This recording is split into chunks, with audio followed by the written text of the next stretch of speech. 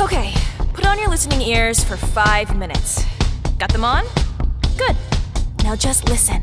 Long ago there lived a man, his name was Carlo, and he ran an ancient theater where his daughter was the star. With me? Carlo's the star, yeah. No, his daughter's name is Esmeralda, and she's famous. People come to hear her sing from near and far. Got it. Good, now there's a rumor going round that in the tunnels underground there lives... Oh, wait, I know. Can I guess? Sure, if you can. A mysterious phantom. Me, right? Right, well, mostly, but the twist is that this ghostly evil presence is a monster. But man, now this man had been blessed with the gift he possessed, musical talent completely unmatched.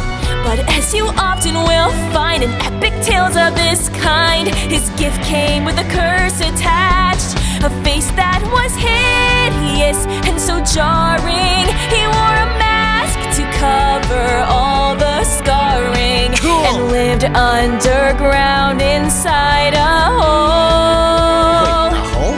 Why a hole? All his life he'd been tormented, teased and taunted, but now his hunters would become the haunted.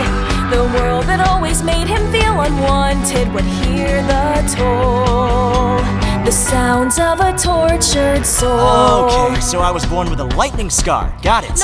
No, your typical everyday scar. Oh, scar like Lion King. You know, you're actually the worst. Listen up, you're gonna need to know this. One day at his piano, distant sounds of a soprano drifted towards him from the theater above. Okay, so this hole has a piano? Sweeter than a bird. In all his life he'd never heard a sound like this, and he was instantly in love. The voice, of course, was Carlo's daughter, and the phantom went and sought her to become his secret student and his muse. And if you think she found this so enigmatic virtuoso kinda creepy, then I've got some shocking news. Because she fell and fell hard, he was battered and scarred, but she could see that inside there was more.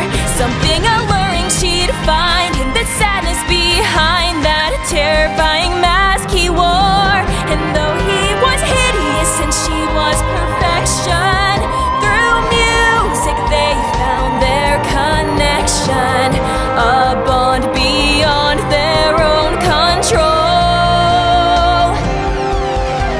And though his face tormented her and chilled her, his compositions haunted her and thrilled her, his mesmerizing melodies fulfilled her, made her whole, the sounds of a tortured soul. She was beautiful and he was hideous. Okay, so this is Beauty and the Beast. Zeke, less talking, more listening, cause here's where it gets interesting.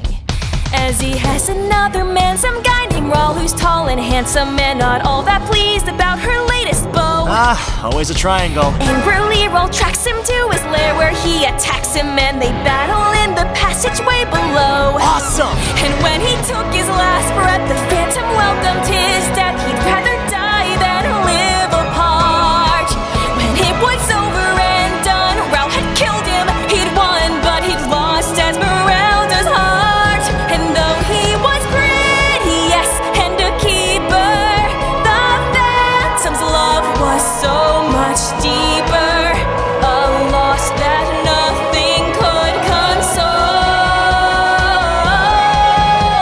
No more she'd see that face that once had chilled her, no more she'd hear that music that fulfilled her. And people say that that's the thing that killed her on the whole. She ran away and was never seen again. But get this, when they returned to find the phantom man unmask it, they never found a body for the casket. They say he had, depending who you ask it, one last goal. One last goal?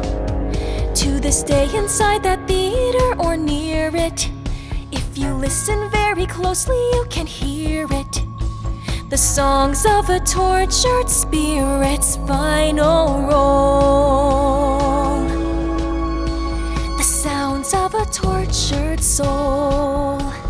That's the basic plot anyway.